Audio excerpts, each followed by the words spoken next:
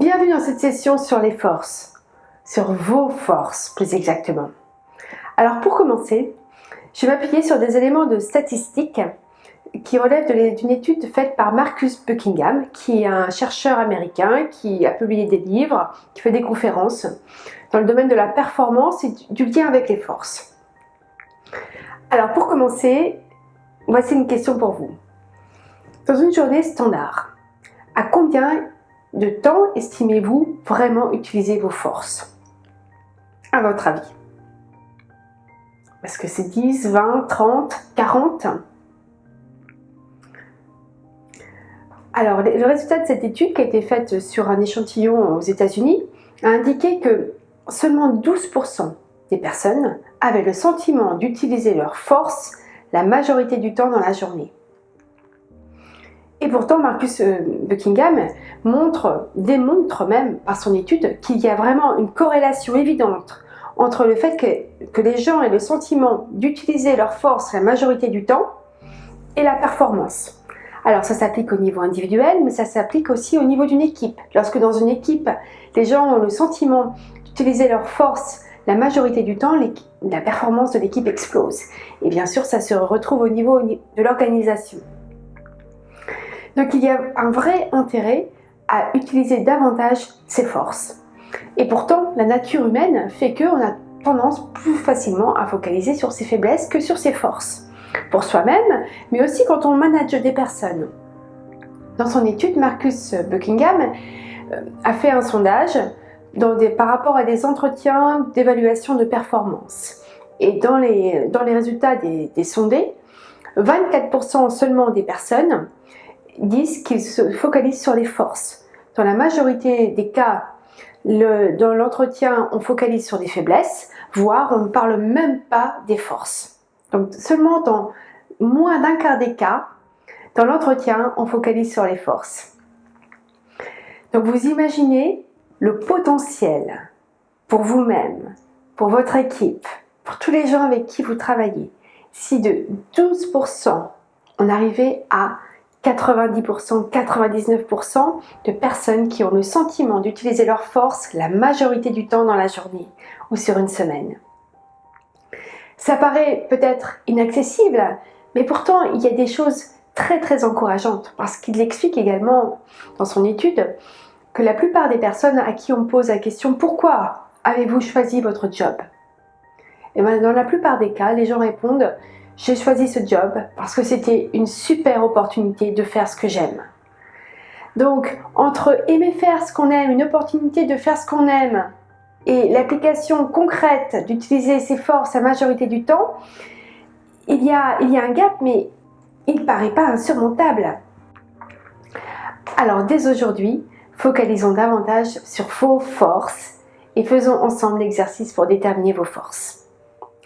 Alors, de manière complètement intuitive, à votre avis, quelles sont vos 3 forces principales? Ça peut être lié à vos capacités relationnelles, par exemple de l'empathie ou votre capacité à écouter les autres. Ou ça peut être lié à un domaine d'expertise professionnelle où vous excellez littéralement. Peut-être que vous êtes un as du développement, que vous êtes un as dans la recherche de solutions, dans l'innovation. Quelles sont vos compétences où vous êtes extraordinaire? Ça peut être aussi lié à des éléments de votre personnalité, par exemple la persévérance, ou bien l'enthousiasme, la capacité à rester calme en toutes circonstances. Donc prenez le soin de lister ce qui vous vient spontanément à l'esprit par rapport à vos 3 forces principales. Alors maintenant que vous avez vos 3 forces principales, je vais vous inviter à vous remémorer 3 succès professionnels majeurs que vous avez eus. Ça peut être des petits ou des grands succès, peu importe. Ce qui compte, c'est que vous vous sentiez encore fier de ce succès.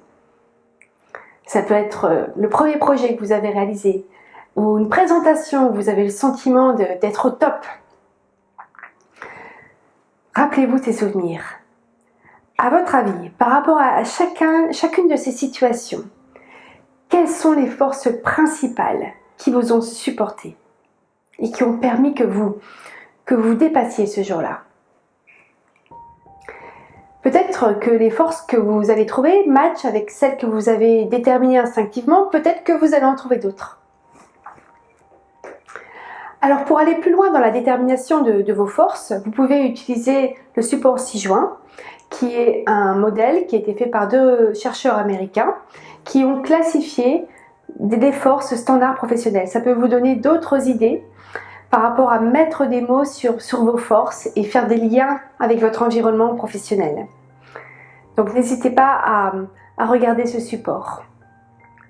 Alors pour terminer l'exercice sur la détermination de vos forces, je vais vous demander aujourd'hui, demain, ou quand vous voulez, d'aller auprès de 3 personnes dans votre environnement professionnel. Ça peut être un collègue, ça peut être votre manager, ça peut être quelqu'un de votre équipe, ça peut être un mentor, et vous allez lui demander, à votre avis, quelles sont mes 3 forces principales? Et peut-être que vous allez avoir la surprise d'en découvrir une nouvelle. C'est toujours intéressant d'avoir un effet miroir par rapport à ce que l'on pense de soi-même, parce que très souvent, il y a des décalages. Donc, c'est toujours intéressant de demander l'avis d'autres personnes. Alors maintenant, j'espère que vous avez déterminé vos 3 forces et que vous allez continuer à percevoir toutes les forces que vous avez en intégrant le regard des autres. Et maintenant, le défi que vous avez au quotidien, c'est non plus seulement de relier vos tâches à vos valeurs, à votre vision, mais d'utiliser vos forces, pas une fois de temps en temps, mais dans tout ce que vous faites. Donc désormais, dans tout ce que vous faites, demandez-vous comment je peux davantage utiliser mes forces. Imaginons par exemple que dans les tâches récurrentes, rébarbatives que vous avez déterminées, on avait par exemple les réunions qui sont ennuyeuses. On a déjà vu comment vous pouviez transformer cet aspect-là des choses en reliant à vos valeurs, à votre vision. Et maintenant, demandez-vous, par rapport à mes forces, comment je peux encore plus les rendre intéressantes et les rendre productives. De cette manière, non seulement vous allez accroître votre performance, mais vous allez aussi accroître votre enthousiasme et votre satisfaction à la fin de la journée par rapport à ce que vous avez fait. Parce qu'en général, les forces que l'on a, on est amené à les développer et on se fait plaisir à les développer. Donc je vous souhaite vraiment beaucoup de plaisir dans cet exercice. Utilisez vos forces dans tout ce que vous faites.